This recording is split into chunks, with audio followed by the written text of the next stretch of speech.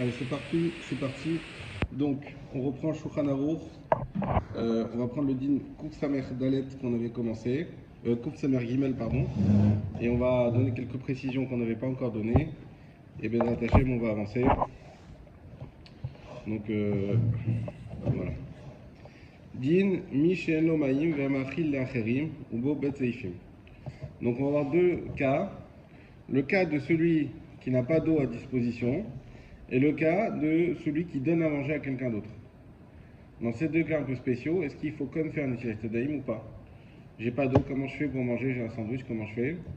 Deuxième situation, je nourris quelqu'un, par exemple quelqu'un de malade. Moi, je ne vais pas manger. Je lui donne à manger du pain. Est-ce qu'il faut quand même que je fasse Netilat? Et lui, il ne va pas toucher le pain parce qu'il mange pas. C'est pas lui qui mange tout seul, c'est moi qui lui donne. Est-ce qu'il doit faire quand même Netilat? Donc, ce sont les questions auxquelles on va répondre. Donc, on va commencer par Shulchan Aruch. Aleph. Im en maim metsuim lefanav berichuk yoter me'arba milin. Si on n'a pas d'eau qui se trouve devant soi à une distance de plus de 4 milines, on a dit c'est à peu près 4 km, un peu moins. Donc, lorsque je vais, on parle d'un cas d'une personne qui est en déplacement. Il se déplace. Par exemple, il va en voyage, il est dans le car. Et il veut manger un sandwich, il a faim. Dans le car, il n'y a pas d'eau. D'accord?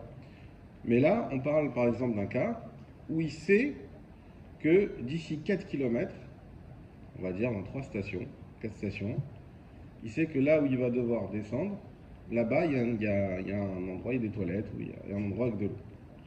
Donc, dans ce cas-là, il faudra qu'il attende. Il ne pourra pas manger. Même s'il a faim, il faudra qu'il attende parce qu'il sait que dans 4 km, il y aura un endroit avec de l'eau. Par contre, si il est pareil dans le cas, il fait Tel Aviv Elat, et il sait que le prochain point d'eau, il est dans 100 km, 50 km, plus que 4, même 6 km. Dans ce cas-là, on va voir qu'il a une permission de manger sans Nézila. Parce que les Chachamim ne vont pas l'obliger à attendre autant que ça. Par rapport à la distance, est-ce que c'est une distance avec un moyen de locomotion ou c'est une distance lorsqu'on est à pied? Très bonne question. Une charrette, enfin, comme à l'époque. En d'autres termes, est-ce que c'est une distance ou est-ce que c'est un temps? Voilà. Est-ce que c'est un temps? Forcément. A priori, on parle de distance. Donc même si en car, ça peut être un quart d'heure et à pied, ça peut être plutôt une demi-heure ou 40 minutes, on parle à peu près de... on parle en principe d'une distance et non pas d'un temps. Pourquoi tu peux attribuer la voiture au temps? Comment? Si elles sont pas une échelle. Alors on va voir. Qu'est-ce qu'on fait? On va voir. Oul acharav 1000. Ou sinon derrière lui 1000. Ça veut dire quoi?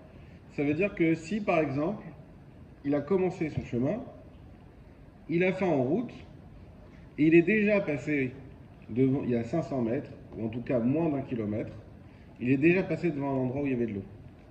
Mais il sait que devant lui, il n'y aura pas d'eau. Est-ce qu'il est obligé de revenir en arrière faire Netilat pour manger? Ou est-ce qu'on lui donne une solution plus facile, sans avoir besoin de revenir en arrière?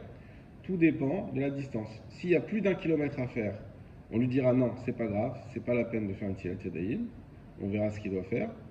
Mais s'il y a moins d'un kilomètre à faire, les Chachamim vont dire quand même oui, il faut que tu fasses l'effort de revenir en arrière. Donc on voit que les Chachamim, ils ne demandent pas le même effort lorsque c'est sur ta route, et qu'on te dit là, vu que c'est sur ta route, quand même on te demande plus d'efforts et d'attendre jusqu'à 4 km. Par contre, si tu dois revenir en arrière, ce qui est beaucoup plus contraignant, là on va te dire, bon, alors ok, pas 4 km, mais au moins 1 km. 1 km, oui, tu dois revenir en arrière. Italiadav me'apav ochelpat. Donc si on dépasse donc le nombre de kilomètres qu'on vient de donner, alors il faudra, si on est dans ce nombre de kilomètres, Italiadav me'apav ochelpat, il faudra qu'il couvre ses mains avec une serviette et il mangera le pain. En d'autres termes, il mangera le pain sans le toucher. Comme ça, il rentrera dans ce que les Chachamim, quand même dans l'attaquant de Chachamim, puisque l'attaquant de Chachamim, c'est de ne pas entrer en contact avec le pain comme les Kohanim qui n'avaient pas le droit de rentrer en contact avec le blé en état d'impureté. Mais par contre, si on ne rentre pas en contact et qu'il y a quelque chose qui fait écran, comme une serviette, il n'y a pas de problème. Donc pour ça, on lui dit, bah écoute, tu peux pas, c'est trop long d'aller faire un netila, alors on te permet de manger sans netila, mais tu couvres le pain.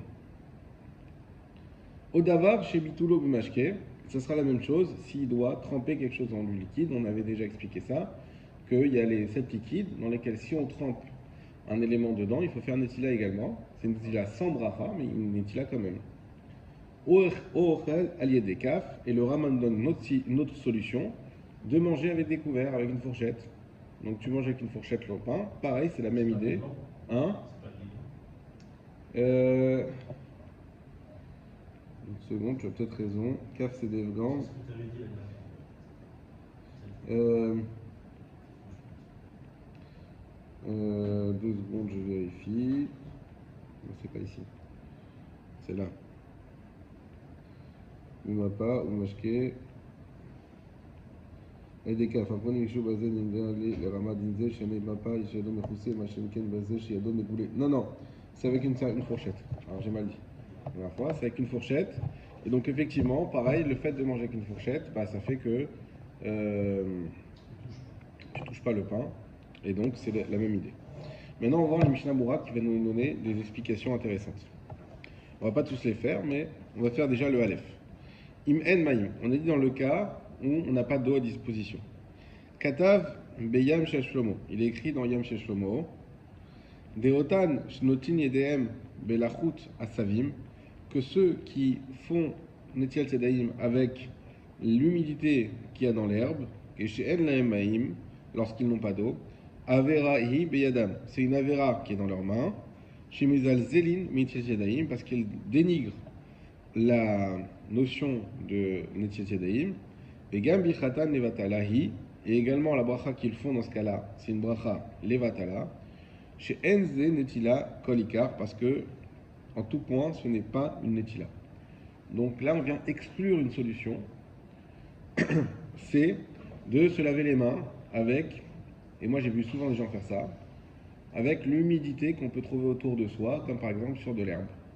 Sur de l'herbe, il y a de l'humidité. Alors effectivement, il y a des cas où on pourra permettre ça, mais pas dans les Netilat Yadayim du matin. Lorsqu'on va aux toilettes, par exemple. Exactement. Parce que c'est juste pour se laver les mains. Mais pour la Netilat Yadayim, on a déjà expliqué que ça n'avait rien à voir avec la propreté. La propreté, elle devait précéder la Netila pour pas qu'il y ait d'interruption. Donc il ne faut pas qu'il y ait quelque chose dans la main de sale qui interrompt entre la main et l'eau qu'on va verser. Ça, c'est la propreté. Mais sinon, la Netila, c'est une question de pureté, pas de propreté. Et donc, celui qui fait ça de cette manière, il a fait 0 Netila et il a une Avera. Pourquoi? Parce qu'en plus de ça, il a fait. Alors, c'est pas grave si t'as quelque chose comme ça. Normalement, c'est une question de quoi? Alors, si, parce que, comme on a dit, déjà, il faut être propre pour commencer à faire la Netila. Mais la Netila elle-même ne vient pas pour la propreté. La Netila, elle vient pour qu'on ait la possibilité d'avoir les mains pures. Ça, la Netila. Et la pureté, c'est pas. Mais déjà, tu peux pas avoir les mains pures si elles sont pas déjà propres. Ce qui veut dire que c'est évident qu'il faut avoir les mains propres. Et en plus de ça, il faut avoir les mains pures. C'est ça, la Netila Tzedaim. Donc ceux qui font ça sur de l'herbe, effectivement, ils vont peut-être. On continue. Donc on a dit. Donc on a expliqué que la Netila, c'est une question de pureté, pas de propreté, mais que c'est évident qu'il faut avoir les mains pures, mais si on n'a pas les mains pures, on ne peut même pas faire la Netila. D'accord? Ça c'est. Ce qu'on a expliqué. D'ailleurs, on a dit que.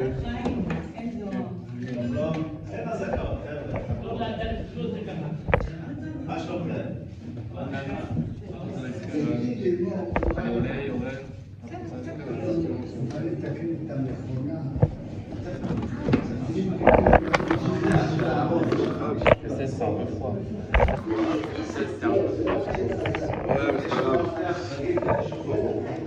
Donc, on avait expliqué que pourquoi on fait 3 fois les filaires. Pourquoi on fait 3 fois? On fait 3 fois. La première fois, c'est pour laver les mains. Et la deuxième fois, c'est pour enlever l'impureté qu'il y a sur les mains. Et la troisième fois, c'est pour enlever l'impureté qu'il y a dans l'eau qui reste, qui a enlevé la première impureté. Pourquoi tu ris? Elle a commencé à sursauter sur son Ok. Donc, ça, c'est le premier Mishnah. Deuxième Mishnah. Betsuim. Aval Keshimaï Betsuim Asur Av Bemabad Lema Atel et Minka. Alors, le Mishnah il pose une question sous-jacente. On a donné une solution qui est de prendre le pain dans une serviette quand on n'a pas d'eau. D'accord? Maintenant, cette solution, elle semble bien finalement tout le temps. Est-ce qu'on peut tout le temps faire ça? Ça me saoule de faire métier là. C'est pas l'erreur habituelle. C'est un cas de force majeure. Et pourquoi? Parce qu'on doit se servir de ses mains, on se sert de ses mains. C'est une façon.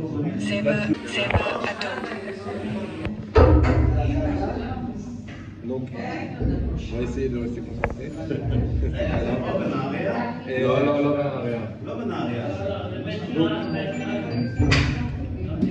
Donc, est-ce qu'on a le droit de prendre une serviette et de couvrir le pain? Tout le temps. Alors toi tu dis, il doit servir de ses mains. D'accord. Maintenant moi je suis dans la raquette, je suis seul, j'ai pas envie de me laisser mes affaires, ou dans l'avion, j'ai pas envie de laisser mes affaires, aller aux toilettes, revenir, ça me saoule. J'ai un sandwich, j'ai le sac du sandwich, je touche pas le sandwich. On va dire que c'est une solution qui est valable tout le temps. Pourquoi que quand on n'a pas d'eau? Alors le Mishnah il nous dit pourquoi? Parce que quand même quand tu manges, facilement tu touches le pain. Même s'il y a une serviette, c'est un risque qu'il y a. Et ce risque-là, quand tu as de l'eau à disposition, on ne le prend pas. Et donc, tu n'as pas le droit d'utiliser cette solution quand il y a de l'eau. C'est que quand tu n'as pas d'eau qu'effectivement, on va dire, il faut bien que tu as faim, on ne va pas t'empêcher de manger non plus. Et donc, on te dit, ok, tu peux manger, mais il faut couvrir le pain. Et la serviette, je n'ai pas compris, c'est-à-dire que là, il faut que la serviette. Non, on n'a pas dit ça. On a dit si tu n'as pas d'eau, tu peux mettre une serviette. Mais si tu as de l'eau et juste ça te touche de faire un étila, est-ce que tu peux dire je fais pas un étila, je mets une serviette et je touche pas le pain? Et si tu as besoin de cette eau-là, si tu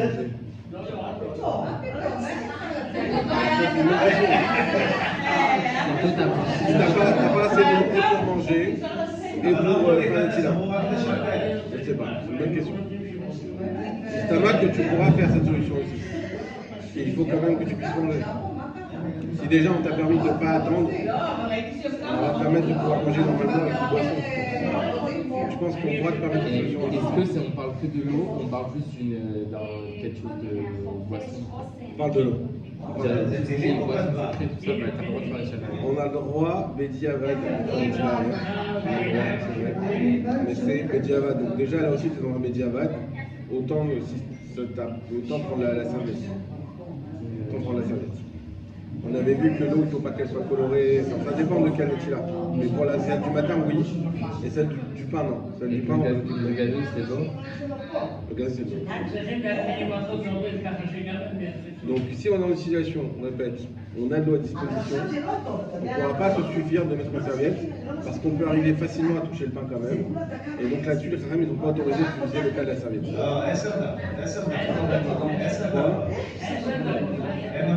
Selon les élégants, c'est comme une serviette.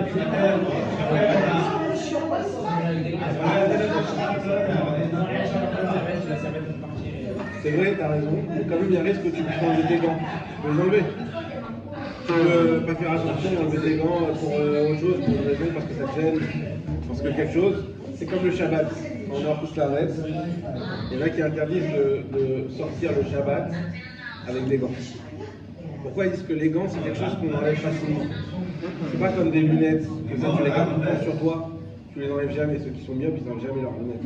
Mais les gants très facilement tu peux trouver à les enlever parce que ça te dérange un peu et tu te retrouves finalement à les porter le Shabbat.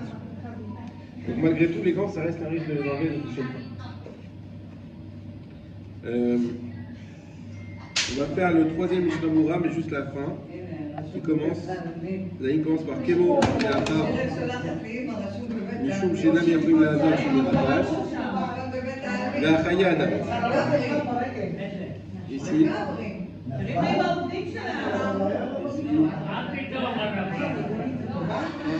On commence par Kemo Yahar. Vers la fin. Milieu. On va voir. Tout de suite.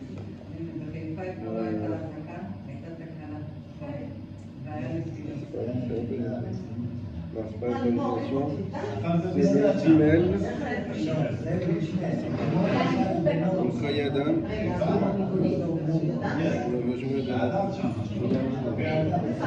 Je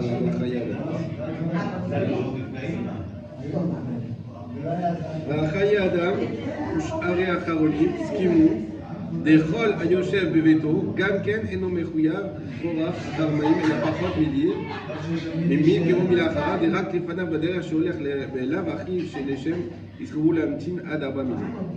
Alors la question qui pose dans le Mishabora, nous, alors pour Yoel t'étais pas là, on a expliqué que si j'ai pas d'eau, mais je sais que je vais en avoir plus tard, jusqu'où je dois attendre pour pouvoir aller faire Tiat Sebaïm. Si je dois faire, si je sais que je vais avoir de l'eau dans 4 km sur mon chemin, il faut que j'attende. Juste de 4 km, après il n'y a pas d'attente. Maintenant, s'il faut revenir en arrière pour trouver de l'eau, c'est plus relou, donc les femmes ils ont été moins exigeants, ils ont dit 1 km. Jusqu'à 1 km, il faut que tu fasses marche arrière. Plus d'1 km, non, on te dit pas la peine. Tu es dans un bus qui ne va pas en arrière, tu vas pas reprendre un autre bus qui va aussi. Exactement. C'est relou, mais c'est pour ça qu'on t'a dit, voilà, tu viens de faire 2-3 stations, et il y avait là-bas un truc pour faire un jet, tu l'as pas fait parce que tu n'avais pas faim. Et là, tu as faim. Mais c'est une station que le bus ne s'arrête pas. Ça s'appelle une station. Bah, si ça ne s'arrête pas, c'est pas une station. C'est une station d'eau. Toi, tu es monté, toi, tu avais accès à de l'eau, peu importe les raisons, à un endroit ici. Tu as voyé jusque-là, et là, tu es à 800 mètres, et tu veux manger. Tu sais que la suite, tu n'auras pas d'eau. Le seul moyen d'avoir de l'eau, c'est de revenir ici. 800 mètres, il faut revenir. 1 km, là, non, on te dit c'est pas la peine, on va pas te demander de revenir, prends une charrette.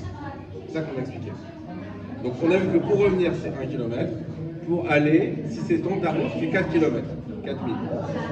Maintenant, la question, c'est si je suis chez moi, je suis pas en déplacement. Je suis pas en déplacement, je suis chez moi, ou je suis dans un, voilà, je suis ici dans un miklat, par exemple, il n'y a pas d'eau ici, disons. Jusqu'où je dois aller pour trouver de l'eau? Est-ce que c'est la même halakha que de revenir, ou est-ce que c'est la même halakha que de voyager et de dire il faut attendre 4 km? Pourquoi? Exactement. Exactement. Donc Jean-Roy nous dit quand tu es immobile, c'est la même halakha que de revenir. Parce que c'est toujours un dérangement supplémentaire que si c'était sur ta route. C'est toujours pas sur ta route. 1 km, non, pas aller-retour, aller simplement. Si tu sais qu'il y a 1 km ici de l'eau, il faut que tu te déplaces à aller chercher l'eau. Et après, il faut que tu reviennes. Ouais, exactement.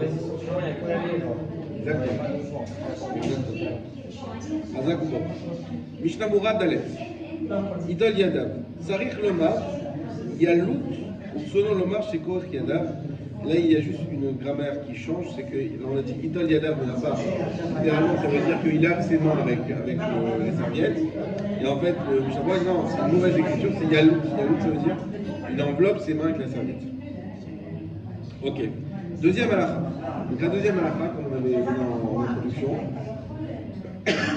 la deuxième halakha, c'est de... La deuxième halakha, c'est de savoir, lorsque je donne à manger à quelqu'un, et que moi je ne mange pas, est-ce que je dois faire un tila? Et est-ce que celui qui mange aussi, alors même qu'il ne touche pas le pain, est-ce qu'il doit faire un tila? Amachil la'acherim, eno sarir netila tirim. Celui qui donne à manger à quelqu'un d'autre, il ne doit pas faire le tila. Et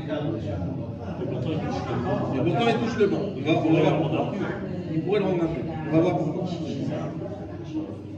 Et à l'inverse, celui qui mange, lui il doit faire le tila. Alors qu'il touche pas le banc. C'est bizarre. C'est bizarre. Alors ça veut dire qu'on apprend de là qu'on ne fait pas les chasses par rapport au pain, par rapport au parce qu'on touche le pain. Parce qu'on peut avoir écouté une certaine chasse pour récupérer cette nourriture. Exactement.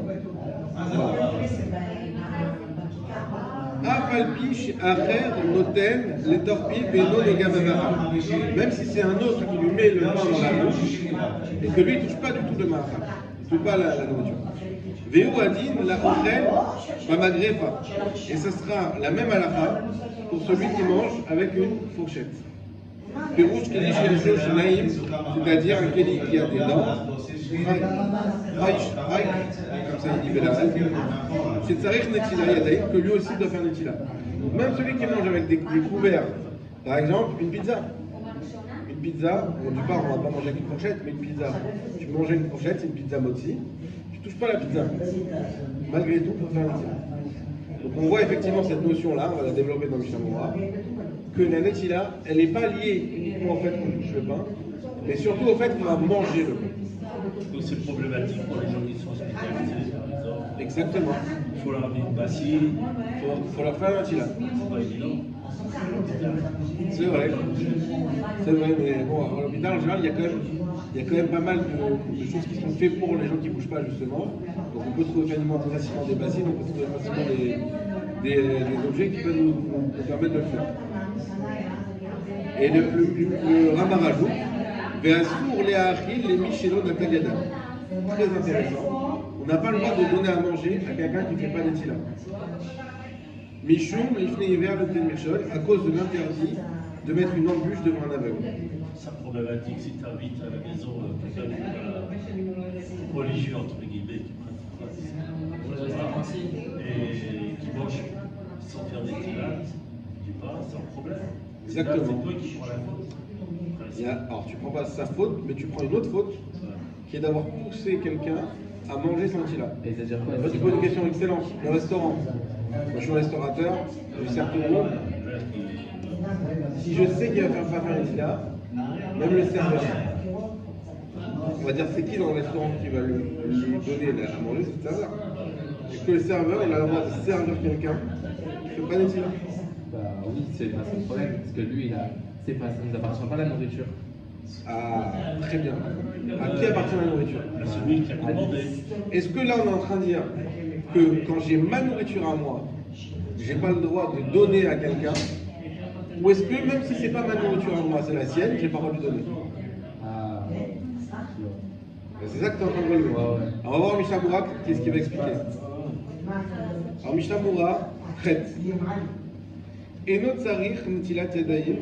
Donc on a dit d'abord au début que celui qui donne à manger à quelqu'un ne doit pas faire Netila. Et Yosef il a dit mais c'est bizarre, pourtant il touche le pain. Afalpi chez Noga Bamachal, même s'il touche le pain. Des lots tikno Rabanan Netila, et là les Ochel Bilvad. Parce que les Chachamim ont fixé cette halakha d'obligation de Netila que pour celui qui mange. Il ne faut pas oublier que la Netila c'est une halakha qui est des Chachamim. Quand les Chachamim ils font une halakha, tous les Netilat, c'est des Chachamim. tous les Netila c'est des Chachamim. Ouais, je suis choqué. À la base, la Netila c'est d'Oraïta, mais à l'époque du Beth Amikdash. Aujourd'hui, on est ce qu'on appelle Avatouma. Avatouma, ça veut dire quoi? Ça veut dire qu'on est déjà impur. La Netila ne va pas t'enlever ton impureté que tu as de Avatouma. Elle va juste permettre de faire une mitzvah qu'on aurait pu faire au temps du Beth Amikdash, mais qu'on ne peut pas faire maintenant, et que les Chachamim ils ont réinstauré pour qu'on continue à faire les mitzvot et qu'on continue à avoir une certaine pureté. Et quand les Chachamim ils font une mitzvah comme ça, ils donnent des conditions dans la mitzvah. Quand il faut la faire, quand on n'est pas obligé de la faire. Et une des conditions, c'est de devoir manger. Si tu ne manges pas, il n'y a plus cette takana Chachamim. Et donc tu peux, par exemple, un boulanger sert ses clients du pain. Est-ce qu'il doit faire Netilat à chaque fois qu'il va toucher du pain ou au début? Eh ben non. Pourquoi? Parce qu'il ne va pas manger. Il sert uniquement. Donc il n'a pas besoin de faire Netilat. Je veux déplacer le pain, il est sur la table, je vais le mettre à côté. La transmission malgré tout de tout bas. Il n'y a pas de transmission de tout bas. Parce que de toute manière, il n'y a pas l'attaque à notre famille. Dès lors que ce n'est pas pour manger, j'ai le droit de toucher du pain. Personne n'a dit qu'on n'a pas le droit de toucher du pain. Sans faire Netilat. Et donc ça aussi c'est quelque chose qu'on pourrait avoir en tête, dire ah je touche pas le pain, j'ai pas envie de pain. C'est juste pour déplacer, c'est juste pour vendre, c'est juste pour autre chose, tu peux toucher le pain. C'est juste pour donner à manger à quelqu'un d'autre, tu peux toucher le pain. C'est uniquement quand tu manges toi que tu n'as pas le droit de toucher le pain avant d'aller le tirer.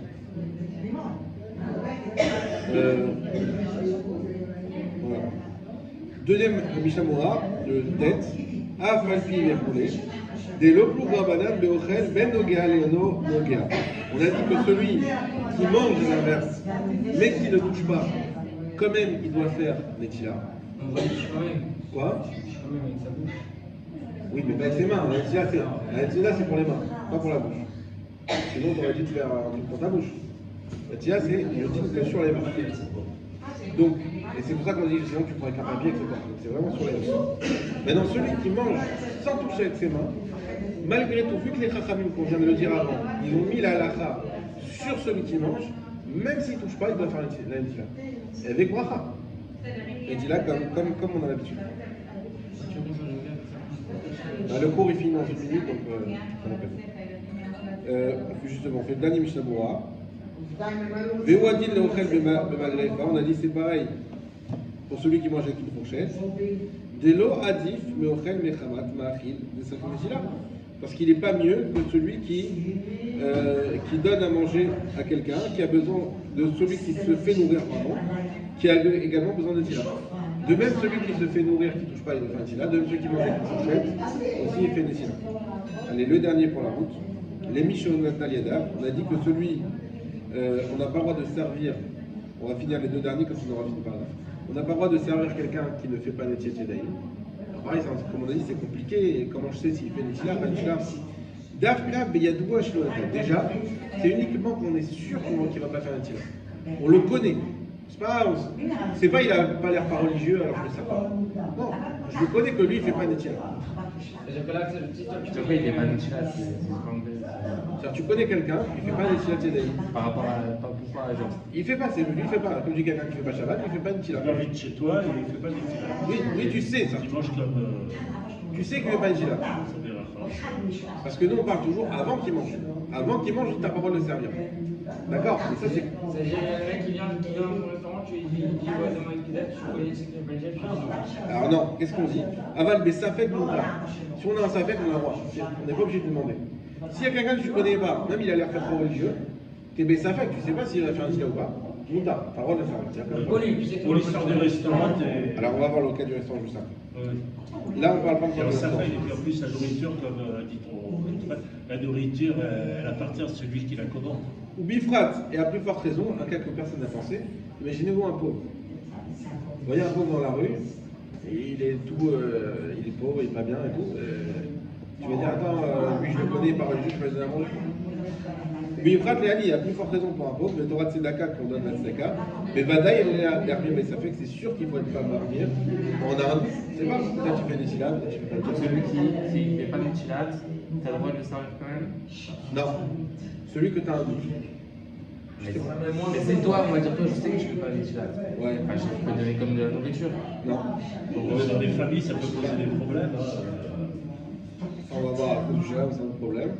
Et effectivement, mais pourquoi? Parce que si tu me donnes à manger, tu sais que moi je vais faire une avéra. Et malasot, genre c'est comme pourquoi t'inviterais des gens qui font pas Shabbat? Si c'est ton père, ta mère, ton frère, ta Bah soeur. non, alors. C'est un problème. Alors dans la Torah, elle a dit une chose. Elle a dit que comme on est un peuple qui sommes tous liés les uns aux autres, on n'a pas le droit de manger, il n'y a pas de problème. C'est pas une avéra. Le problème, c'est de faire une avéra à quelqu'un. Par exemple, tu sais qu'il y a quelqu'un qui a mangé de la viande, et juste après, tu lui donnes du fromage. Caché, ok? Tu donnes du fromage. Tu n'as pas le droit de lui donner du fromage. Parce qu'à cause de toi, il va manger un truc qui va faire une avéra. Tu n'as pas le droit de pousser quelqu'un à faire une avéra. Tu n'es pas obligé de l'en empêcher, chacun a sa liberté, mais toi, tu n'as pas le droit de le pousser à faire une avéra. Donc si tu donnes du pain, tu sais qu'il ne fait pas ici, là, tu pousses à faire une avéra. C'est pour ça que c'est interdit. Alors par contre, on a dit, dès qu'on a un doute, c'est bon. Et si c'est un pauvre, à plus forte raison que c'est bon si on a un doute. Mikol Makom Tov. Dirshinoten Leani. Shelo Kim Legavel Echot, Shemar Kum Nekol Yadecha. Et c'est bien par contre qu'ils lui disent n'oublie pas de faire un tila. Je me rappelle qu'il faut un tila, c'est bien, c'est un tila. Dernier point, on n'avait pas commencé à parler d'Abriel, Michou Mishne Hiver. On a dit que c'était interdit à cause de ne pas mettre, comme de même que tu n'as pas le droit de mettre non plus justement un aveugle. C'est méchant de mettre non plus un aveugle. Là, il est comme ça, donc tu lui mets, allez, tu mets ton pied comme ça. Il est voyant. Eh ben non. Quelqu'un qui ne fait pas les mitzvot, il faut savoir que la Torah elle considère que c'est comme un aveugle. Pourquoi? C'est parce qu'il ne voit pas la vérité. S'il voyait la vérité, c'est sûr qu'il fait les mitzvot. Quelqu'un qui ne fait pas, c'est parce qu'il est aveuglé par son erreur ou par plein de choses dans la vie qui lui sont arrivées. Donc il est aveuglé. Ce qu'on appelle dans la Torah, roi aide à la fauter et la béroir tout. Un homme ne peut fauter, ne peut faire des avérotes que s'il a un vent de folie. Si tu n'as pas un vent de folie, si tu es bien, impossible de faire des avérotes, tellement c'est clair qu'il faut pas faire. C'est comme quelqu'un qui se suicide. C'est quelqu'un qui se fait du mal, quelqu'un qui se. Des gens qui vont au casino qui dépensent leur argent. On appelle roi c'est-à-dire que tu es pris par un vent de folie, tu fais une erreur, on fait tous des erreurs, tu fais une erreur grossière, c'est roi Alors, Daïdou Benechem chez la Marie. Voilà. Par contre, ce qu'il dit Mishabura, c'est uniquement quand c'est le pain qui appartient à celui qui donne à manger. Le pain qui appartient à celui qui donne à manger. Tivlechem chez la Ochet, parce que si c'était le pain de celui qui mange, mais Yochal la Kachat Beatzmo, et que lui, comme c'est son pain, bah, il pourrait le prendre tout seul. En Kan Livne Hiver. Il n'y a pas Livne Hiver. On finira avec ça. Donc ça répond à ta question du restaurant. Quand moi je paye au restaurant, c'est mon repas à moi. C'est pas le repas au serveur. Donc le serveur quand il me sert, il a le droit. Pourquoi? Parce que de toute façon c'est à moi, donc j'aurais pu, à la limite j'aurais pu me servir tout seul. C'est juste que lui, il facilite. C'est pas qu'il donne accès. Par contre quand quelqu'un il vient chez moi, il peut pas se servir, c'est pas chez lui. Donc si moi je lui donne pas le pain, il fera pas la vera du tout. Si moi je lui donne le pain, il fera la vera uniquement à cause de moi. Pour ça, il y a le métier de Michel.